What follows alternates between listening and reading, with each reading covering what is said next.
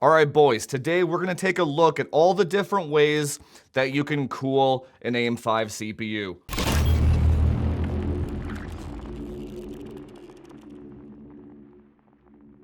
So long story short, I'm getting ready to upgrade my workstation to the 9950X ProArt system. And basically, I wanted to know what is the best cooling option for the 9950X with the least amount of maintenance and FAFO.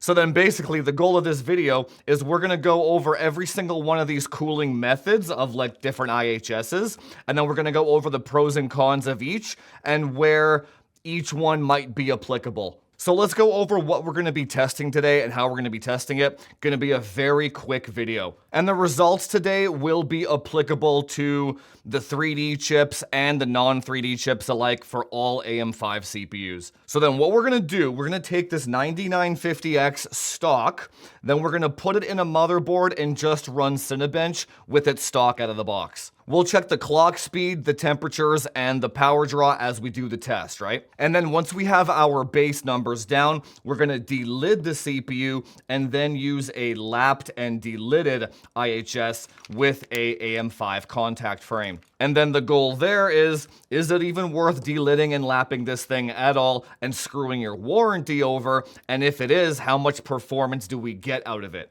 And then we're going to take those numbers and we're going to compare them against this Thermal Grizzly AM5 heat spreader. And basically the idea behind this heat spreader is the exact same as a lap and a delid. It's just, well, you can see here, the surface area of the cold plate has much more surface area to absorb heat. And then we're going to take the results from the delidded and lapped IHS, compare them against the heat spreader, and see if the cost is worth. If you're going to go through all this work anyway, maybe you should just get one of these things. We're going to find that out too. And then what we're going to do is compare those numbers against direct die cooling. So just to interject quickly, it's the next day, and I just got the Kryosheet in today, so we're also going to throw this into the mix for the testing later on in the video. By the way, I am not affiliated with Thermal Grizzly whatsoever. I bought all these products with my own money. By the way, this video was brought to you by the supporters of the channel. They give me money every month so I can buy random products like this and do the testing to bring unbiased information to you guys. And the reason why I'm testing Thermal Grizzly stuff kind of exclusively today is they are usually first to market. Eventually the Chinese brands will kind of like copy their design and sell it for cheaper down the line, but for now this is kind of like our only options for now. And I want to get my workstation done before Christmas, so we're stuck with all this Thermal Grizzly stuff for now. This video was also brought to you by the PC Optimization Masterclass. I just finished the full step-by-step guide on how to tune Arrow Lake, the 285K, the 265K, etc. And I will be adding the 9950X3D when that comes out to the course as well. So if you believe in the vision here at Frame Chasers of a unbiased, independent tech review channel, head on over to framechasers.org, become a supporter, get access to the Discord, where all information is curated and filtered, zero articles, zero misinformation. So then let's go get started. Let's throw in the 9950X stock, and then let's go see what temperatures it pushes out. Alright, so we've got the 9950X set up here with a custom loop, D5, this Mora thing here. The idea here being we want to see the largest differences between the different options, so we're using the best cooling that we can, basically, right? We're going to run multi-core. We're going to check the clock speeds of both CCDs. Then we're going to check the temperatures. So let's do that now. It's 100% stock. Start. The water is cold. Fresh start. Okay. So we're at 73 on the package and 4.9, 4.6-ish on each of those CCDs. So package is 74. She's almost finished. There we go. So package temperature was 74, 4.9, and 4.6 on 100% stock. Actually, I forgot to check the power draw, so let's do that. I don't think that should be different between the options, but CPU pack, oh, yeah, almost exactly 200 watts. There we go. Yeah, 200 watts, 75-ish on the package. All right, all done. So delidded, lapped with the contact frame is next. So just delidding the CPU by itself didn't do anything? That seems kind of odd. Let's see this again. 70, 72. Yeah, it only decreased by 2 Celsius, 1 Celsius. Power draw is 200 watts. Yeah, it's identical. That's really strange. Huh. Okay, well, I mean, it is what it is. So, I mean, if you take a look at the IHS, I used a 7800X 3D IHS, but if you take a look at this one, there actually isn't much solder on there. So it's like maybe the solder layer is just super thin on these CPUs. I don't know. Okay, well, round 2. Let's try the cover. Okay, so we fired it up again. It took about 20 minutes to post. AMD problems. Let's do a lighter load first. This one seems to have done a lot more than just the D-lid, I think. At least I know it's not going to blow up. Let's get some Cinebench. Let's go. Start multi-core. Temps. Oh, let's go. Okay. So we dropped... Okay, 5 Celsius. All right, well, at least that did something. Clock speeds went up about 50 megahertz. Oh yeah, score went up a little bit. There we go. Okay, so that was completely unexpected. So doing just a D-lid and a lap does absolutely nothing as opposed to a stock IHS, but the heat spreader here lowers it by 5 to 6 Celsius. And you can use an AIO with it as well. So if you're only going to go this far, don't worry about it. This is completely useless. Keep your warranty. But if you can grab this thing, that's 6 degrees Celsius. So let's go try the direct die now. I got some quick disconnects here. Let's try direct die and see how much better it is over the heat spreader. Okay, so now we are back with the direct die here. Straight up. Going into the water block, right on top of those chiplets. So let's see here. We got run the Cinebench multi. Should be good. Yeah, we're going. Let's see here. Oh, yeah. Oh, well, shit. Damn, what's that? Another 15, 16 Celsius? Hey, let's check the clock speeds. 50, 50. 4, 6. Yeah, my shitty die is real shitty, but the good one is really good. 51 and 4, 6. Yeah, that's the best score yet. Yeah, direct die is just too strong, man. That's wow. So it's actually 15 degrees Celsius better over top of the heat spreader, which makes it 20 Celsius better than just stock out of the box. So that's if you want max performance out of Zen 5, yeah, this is just... You might just have to fork the bill over for some direct die, honestly. Okay, so actually it's the next day, and I just got a Kryosheet in. So we're going to revisit the heat spreader and put a Kryosheet on it. We're also going to try and use liquid metal on this entire thing as well. And the reason why, I'll explain later, but basically the difference in performance between this and direct die was so massive. I want to see if maybe the thermal paste was the lowest hanging fruit on this one. Now, as for the Kryosheet, I was thinking of maybe using this. Just put it on here.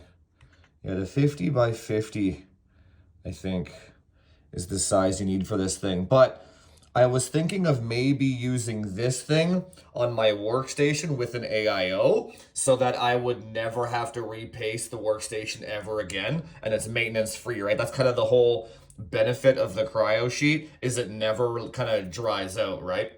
But if it ends up actually performing significantly worse than paste, then that's kind of a dud product for me, right? But let's give it a shot. Quickly, let's throw on the water block and see what the Kryosheet can do. Okay, so I just fired up the Kryosheet and I'm running an IDA CPU test, and it's not looking good in terms of temperatures, right? But check this out. If I take my hand and put pressure down on it, like this, putting pressure, yeah, the temperatures are coming down now. So I do not, it's crazy. So I do not have enough clamping force for this Kryosheet, which is interesting. I just kind of had a feeling because the Kryosheet is like a piece of paper, right?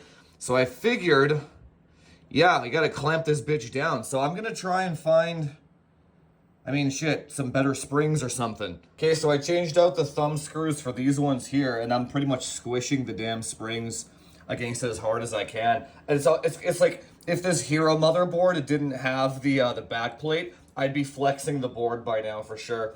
And it's still not the best. I don't think this is actually a good candidate. So if I apply pressure right here, the temperature still goes down, right? So I think it's actually the AM5 socket. Because the screw is over here and over here, the center here isn't getting pushed down very hard. So if I push down on the center, it actually makes contact better with the dies that are also in the center, right? So I just don't think the Kryosheet is a good candidate for AM5 CPUs with the HeatSpreader. But you know what we can do? I can run Cinebench while pushing down on this thing with both hands. I'm like using the strength of Hercules on this thing right now to push it down how hard I'm pressing. So let's run Cinebench with me pushing down on this thing. And then that'll give us a theoretical max. Okay, here we go. Oh, oh God. Okay. Whew. All right. So, what was that? That was about the exact same performance as paste, with a lot more clamping force. You know, it would probably work if I did a nice lap on the actual HeatSpreader and on the CPU block to make sure that they were both perfectly flat, because maybe the CPU block or the HeatSpreader might have like a concave or a convex kind of situation going on here. That's why it needs pressure in the middle, right? I'm not going to do that today. That's just an idea that I might have if I do end up using this for the workstation. But it does seem like it performs the exact same as just like regular TF7 paste. So yeah, taking the Kryosheet off here now, it does look exactly the same as when I put it in there. So that is pretty cool though. So it is like totally reusable. So I'll find a different use case for this thing, like a GPU or something. But it's cool that, yeah, I mean, if I could get it to work properly, yeah, it would be maintenance free. Okay, so the last thing that we're going to try today, I'm going to put liquid metal on both sides. Now, I don't recommend that you do this at home. You can do it as long as both sides are nickel plated, but it's not that serious. Even if the results are good today, it's not worth the risk of liquid metal spilling out onto your motherboard. Again, it's just not that serious. The only reason I'm doing it right now is because I'm going to clean it up right away after. But I'm just curious to know. I just want to know. It's also just not that feasible. That's just a shit ton of liquid metal to use for this. Okay, so we're fired up with the liquid metal now. Let's run Cinebench Multi. See what we got here with liquid metal on both sides. So we got... yeah, that's big. That's another 5 Celsius. Okay, interesting. Clock speeds, 5 gigahertz, 4575. Yeah, that's big, man. Interesting. Yeah, so the score is the same as direct die now. And it's about 10 Celsius hot, or no. Yeah, 10 Celsius hotter than direct die. So the HeatSpreader is 5 degrees Celsius with paste. With liquid metal, it's 10 degrees Celsius. And then the direct die is 20 degrees Celsius. So I'm just pulling out the ProArt cooler here, checking the cold plate out. So yeah, this mod wouldn't be good for me because the cold plate is actually copper, so I can't use liquid metal on this thing. But it does look like it's flat though, so I might just do a lap on this one and try to find, maybe we might do a thermal paste comparison video again and try to find the best thermal paste that we could find. That actually, yeah, maybe we'll do that in the next video. Because this TF7 stuff is pretty not the best, but it also kind of never dries out. That's why I use it so much, right? It's like thick and dry out of the tube, so you don't have to replace it after like 3 years, right? You use something like Cryo Extreme, it dries out pretty damn fast, right? So we'll see. We might have to do another thermal paste comparison video.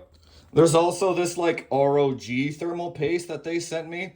They say it's supposed to be the best, so we can also test this in the next one as well. All right, so now I have transplanted over the 9950X and the HeatSpreader over to the ProArt motherboard. Now, not sure if you can see, but I kind of did a quick lap over top of the HeatSpreader while it was out, just to try and get it to be flat for the install, and it was already flat from the Thermal Grizzly factory. So the issue with the Kryosheet wasn't actually the flatness, it really was just the clamping power. So I can see why it would work better on a graphics card, because the die is like 1/4 of the size, and graphics cards have those 4-way spring brackets on the back.